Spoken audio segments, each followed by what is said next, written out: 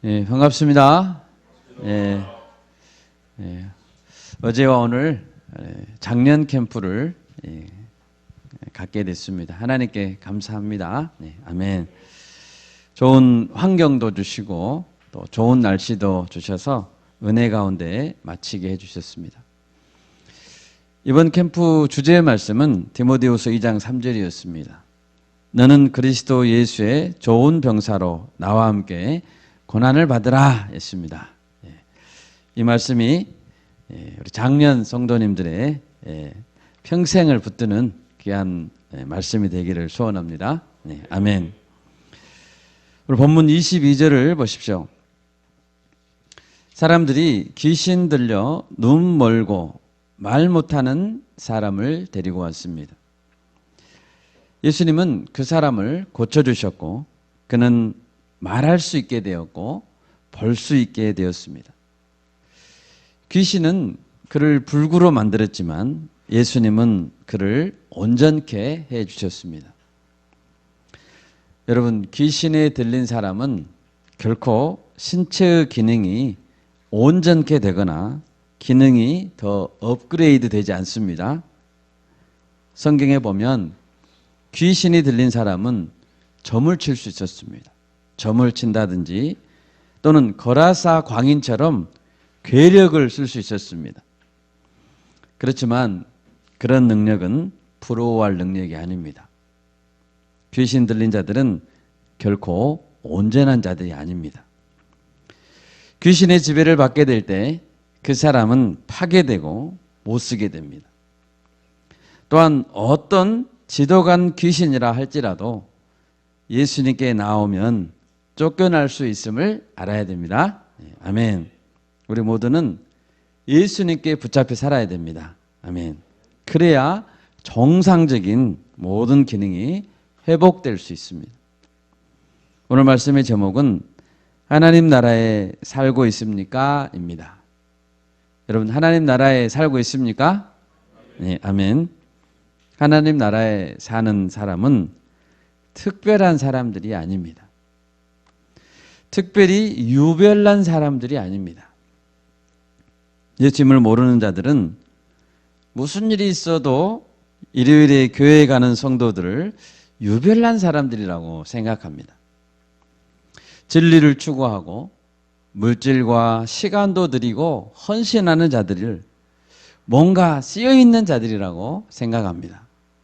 그러나 하나님 나라에 사는 자들은 지극히 정상적인 사람들입니다. 네, 아멘.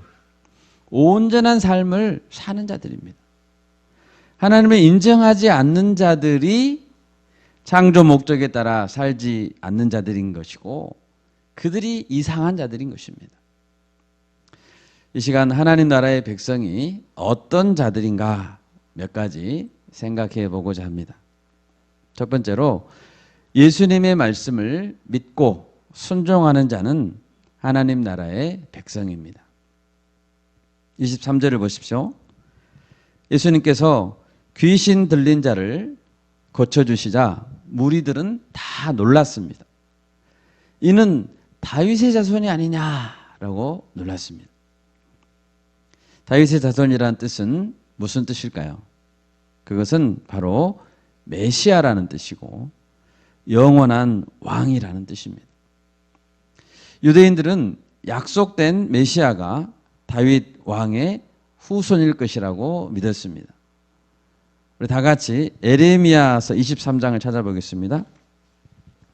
에레미야서 23장 5절과 6절입니다. 에레미야서 23장 5절과 6절 우리 같이 한번 읽어보겠습니다.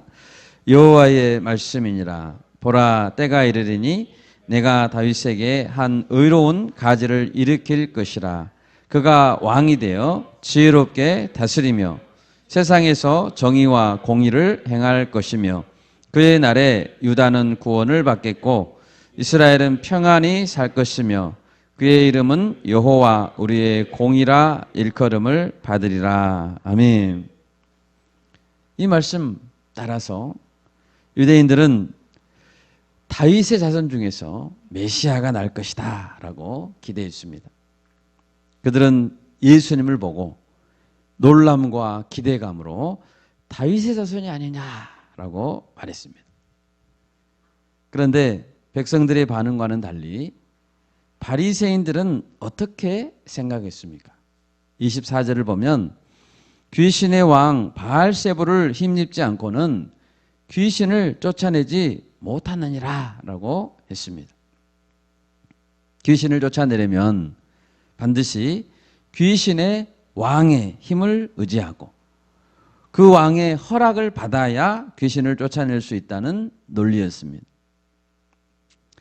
예수님의 능력이 초자연적인 능력이긴 하지만 그렇다고 하나님의 능력이라고는 인정하고 싶지 않았습니다.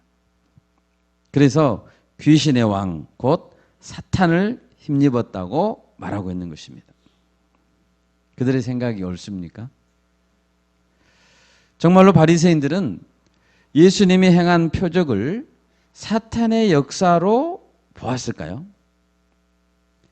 예수님의 능력을 그들의 마음속으로는 인정하고 있지는 않았을까요?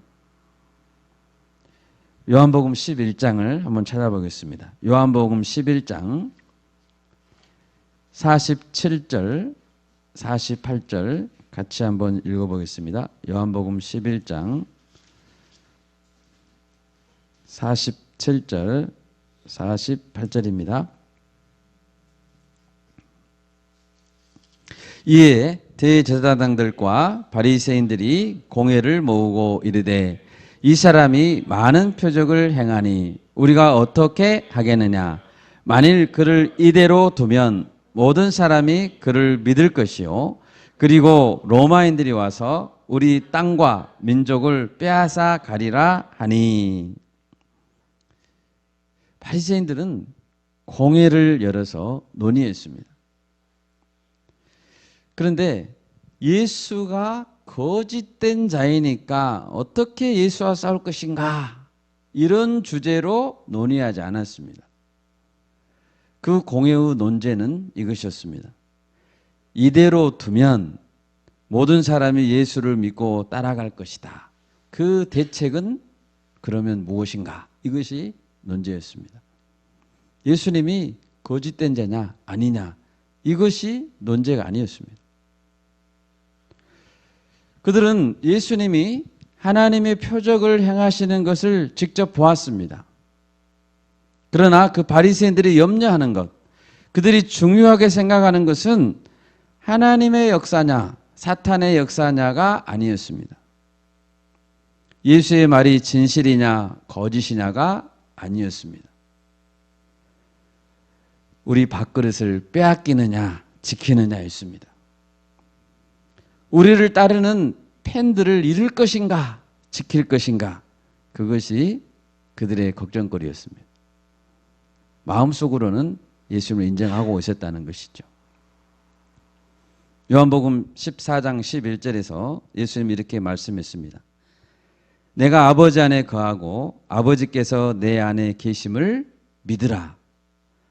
그렇지 못하겠거든 행하는 그 일로 말미암아 나를 믿으라라고 했습니다.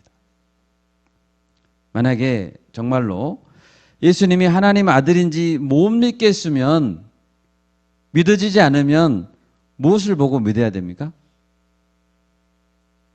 행하신 일을 보고 믿어야 된다는 거예요.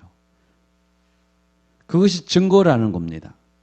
증거는 들이대면 믿어야 되잖아요. 어쩔 수 없이 믿기 싫어도 믿어야 되는 것이 증거입니다. 인간 예수의 외모를 보면 믿기 어렵습니다. 흠모할 것이 없고 풍채도 없는 외모에 목수 아들이고 시골 출신 갈릴리 청년 랍비를 보면 도저히 하나님의 아들이라고 믿기 어렵습니다. 그러나 그렇다 하더라도 예수님이 행한 일을 보면 믿어야 합니다. 아멘. 일을 보면 믿어야 합니다. 구약 성경에서 예언했던 그대로 예수님이 성취하고 계시면 믿어야 됩니다. 내가 행하는 그 일로 말미암아 나를 믿으라. 하나님의 나라는 말에 있지 아니하고 어디에 있다고 했습니까? 능력에 있다고 했습니다.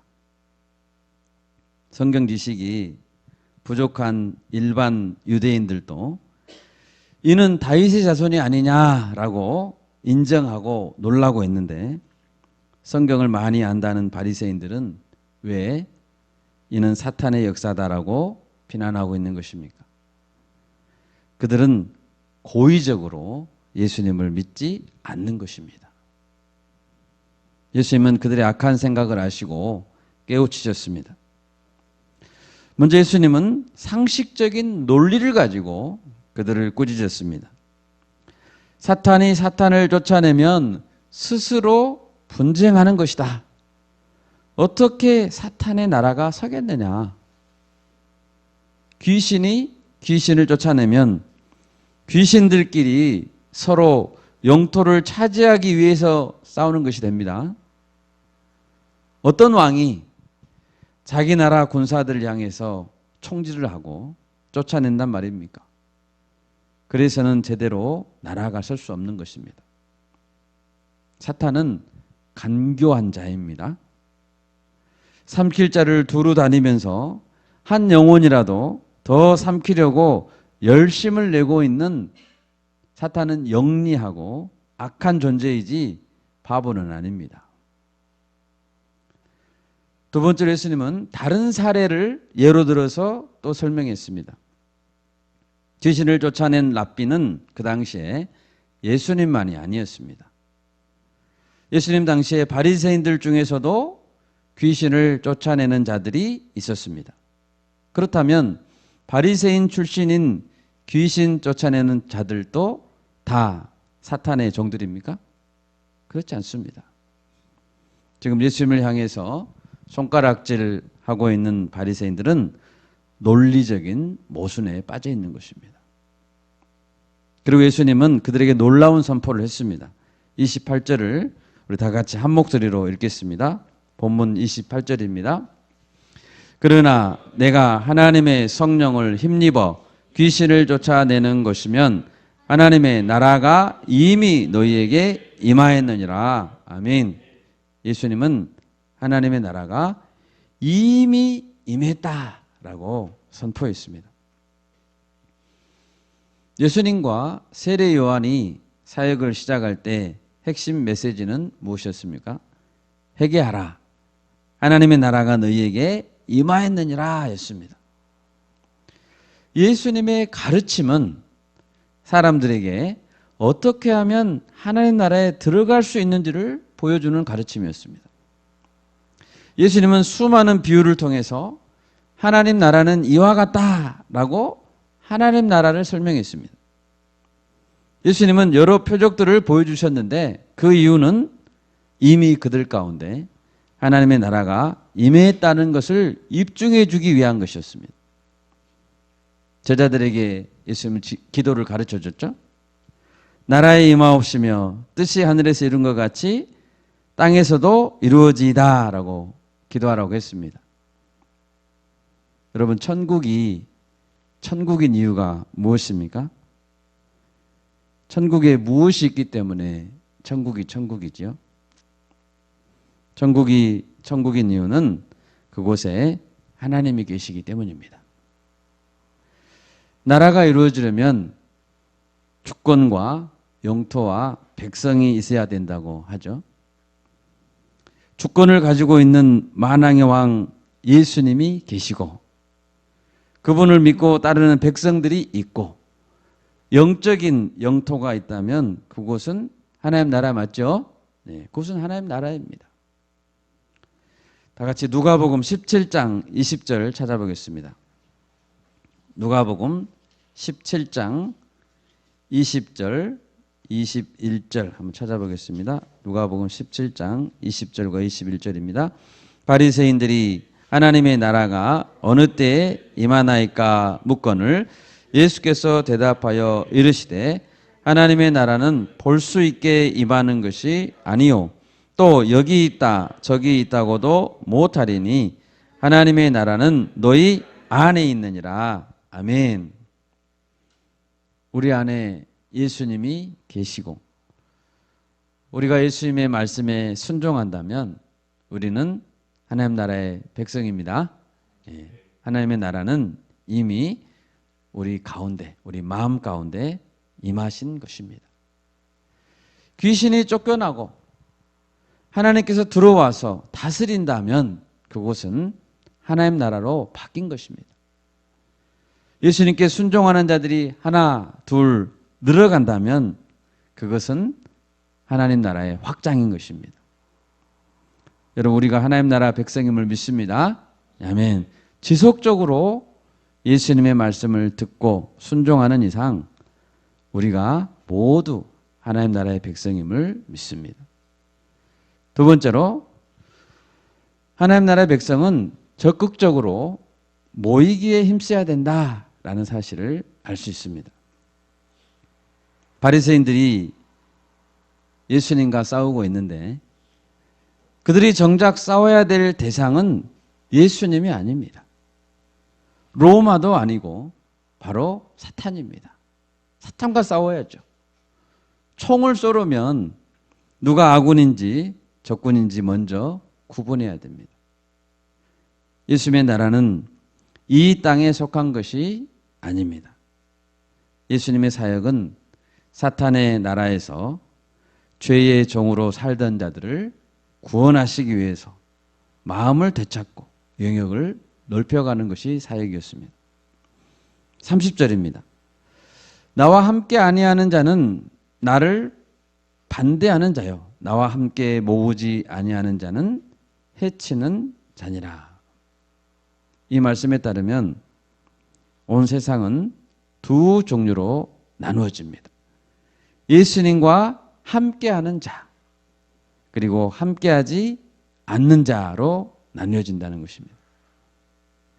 그리고 함께하지 않는 자는 단순히 동의하지 않고 가만히 있는 자가 아니라 해치는 자라는 것입니다. 해치는 자란 흩어지게 하는 자라는 뜻입니다. 마태복음 23장 37절에서 예수님이 이렇게 말했습니다. 예루살렘아 예루살렘아 선지자들을 죽이고 내게 파송된 자들을 돌로 치는 자여, 암탉이 그 새끼를 날개 아래에 모음같이 내가 네 자녀를 모으려 한 일이 몇 번이더냐. 그러나 너희가 원하지 아니하였도다. 예수님은 자녀를 모으려고 하신다는 거예요. 예수님은 자기에게로 양떼들을 모으려고 하는 자입니다. 그러나 예수님을 반대하는 자들은 양떼들을 흩어지게 하고 하나님 나라를 무너뜨리려는 자들입니다. 우리가 꼭 기억해야 될 것이 있습니다. 세상은 하나님 나라 편인가 아니면 사탄의 편인가 두 종류로 나누어지고 중립지대는 없다는 것입니다. 여러분, 중립지대는 없습니다.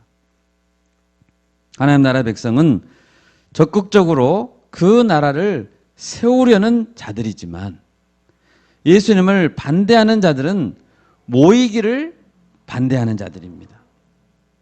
히브리서에 이런 말씀도 있습니다. 10장 24, 25절입니다. 서로 돌아보아 사랑과 선행을 격려하며 모이기를 폐하는 어떤 사람들의 습관과 같이 하지 말고 오직 권하여 그날이 가까움을 볼수록 더욱 그리하자. 더욱 모이기를 힘쓰고 돌아보고 사랑과 선행을 격려하자, 이런 뜻이죠. 하나님은 성도들이 혼자서 신앙생활하는 존재로 만들지 않았습니다.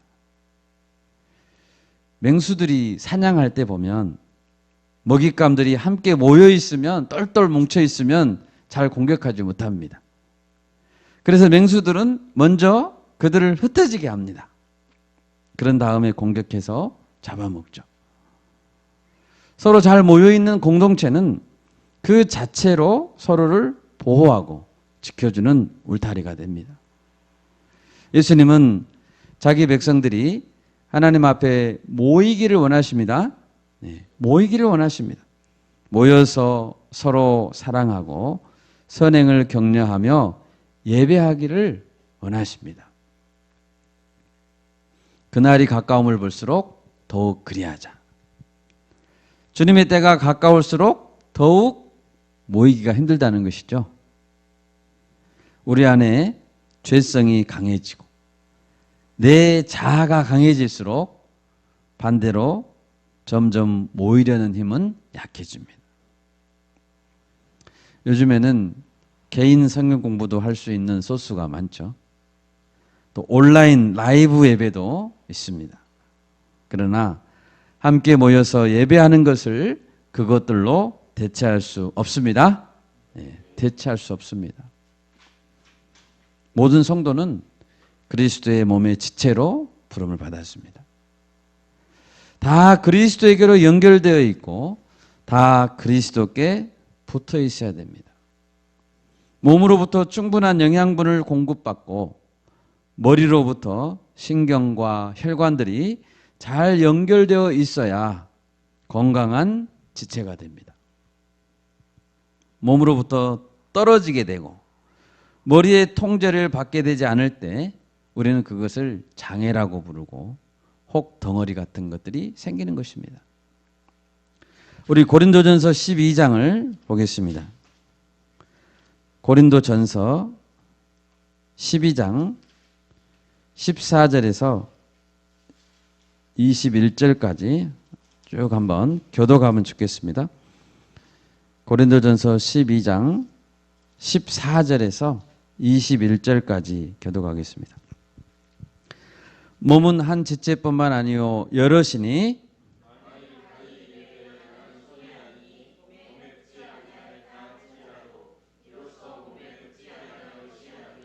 또 귀가 이르되 나는 눈이 아니니 몸에 붙지 아니하였다 할지라도 이로써 몸에 붙지 아니한 것이 아니니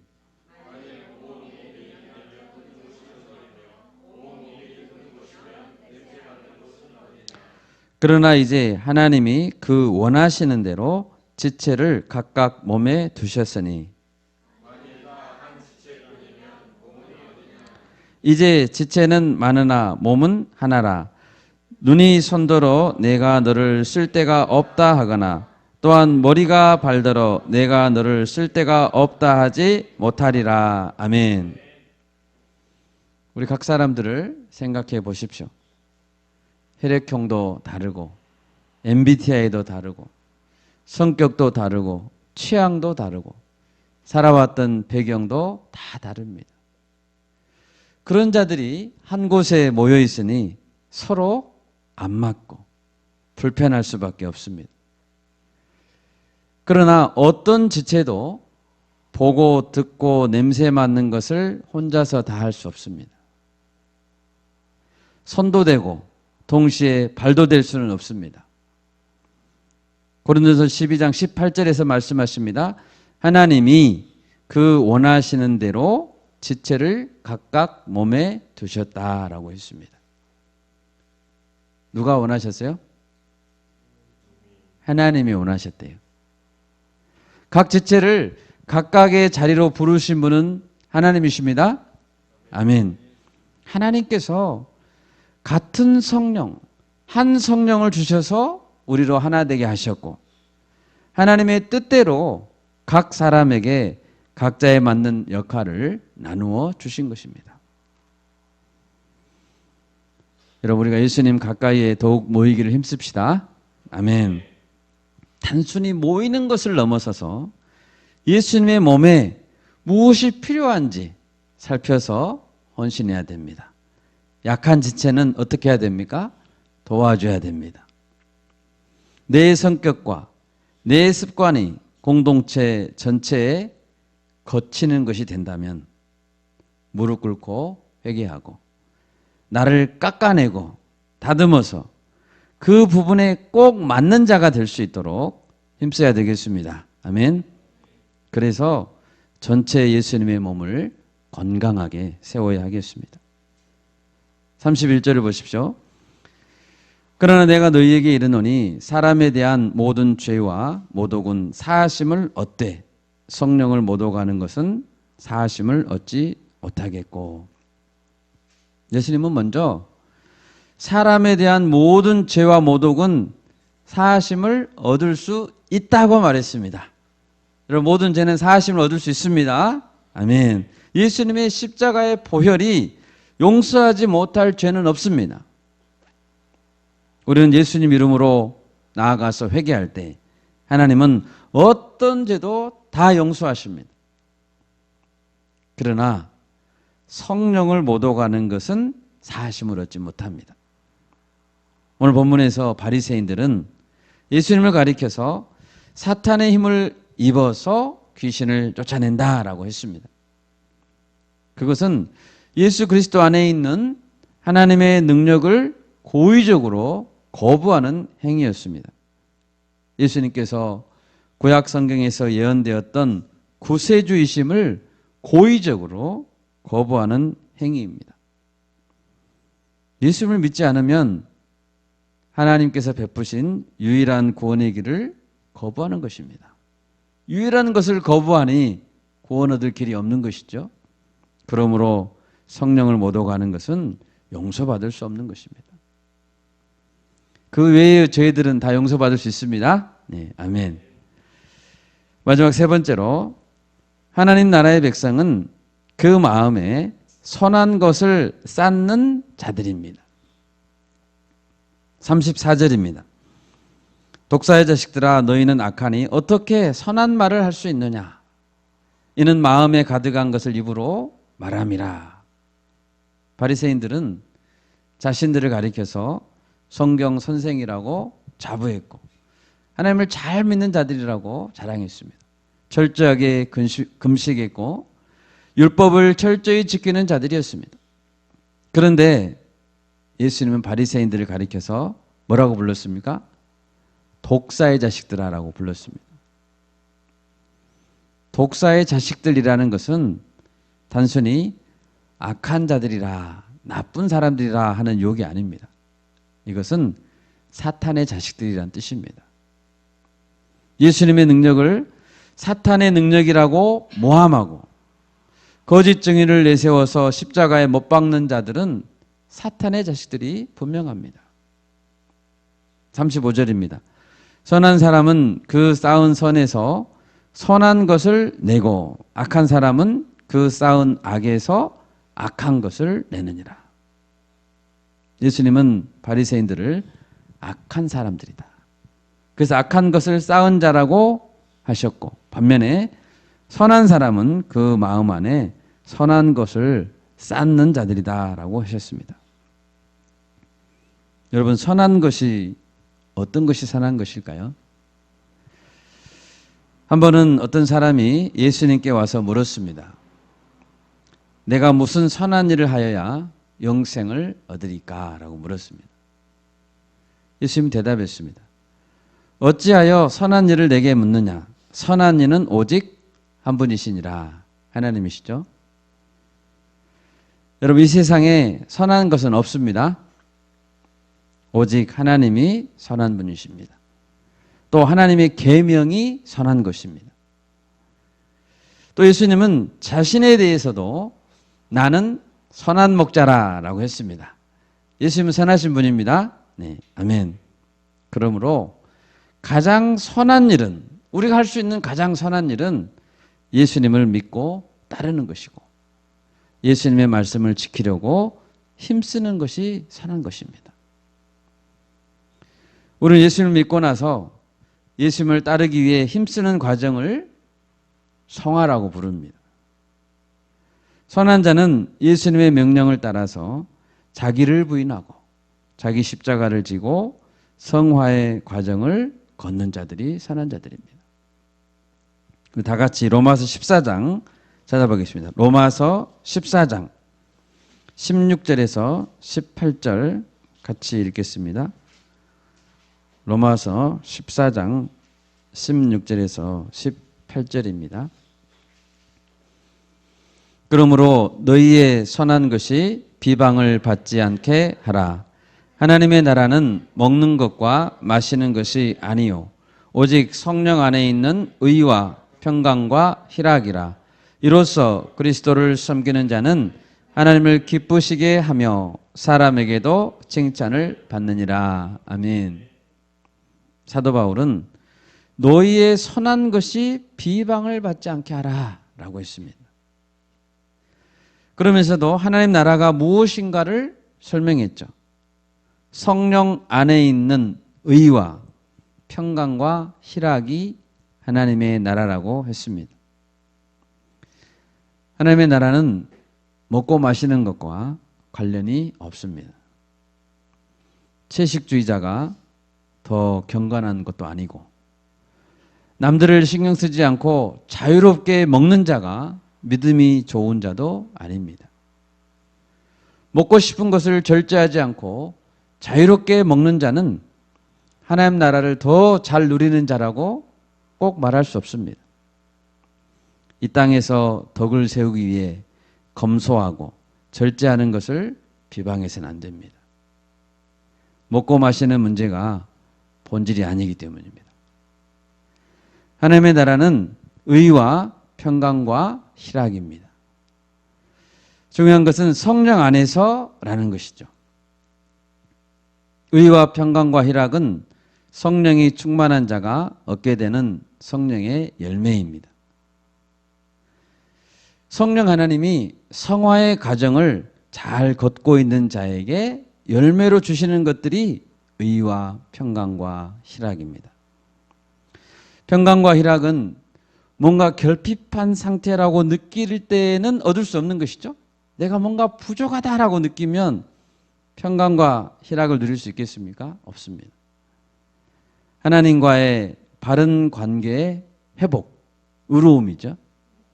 의로움 가운데 평강과 희락과 내 안에 참 만족을 누리는 것이 하나님 나라라는 것입니다. 사도 바울은 빌립보서 4장 11절에서 이렇게 말했습니다. 내가 궁핍함으로 말하는 것이 아니니라. 지금 사도 바울은 감옥에 있습니다. 내가 궁핍함으로 말하는 것이 아니니라. 어떠한 형편에든지 나는 자족하기를 배웠노니 라고 했습니다. 바울은 감옥에 갇혀있기 때문에 세상 사람들의 눈으로 보면 실패한 자이고 궁핍한 자입니다. 그런데 그는 자족을 배웠다고 말하고 있습니다. 여러분, 자족이라는 말은 어쩔 수 없는 운명론이 아닙니다. 오히려 세상이 주는 허망함을 깨닫고 더 나은 영원한 가치를 붙드는 것이 자족입니다. 진정한 만족을 깨닫고 붙드는 것이죠.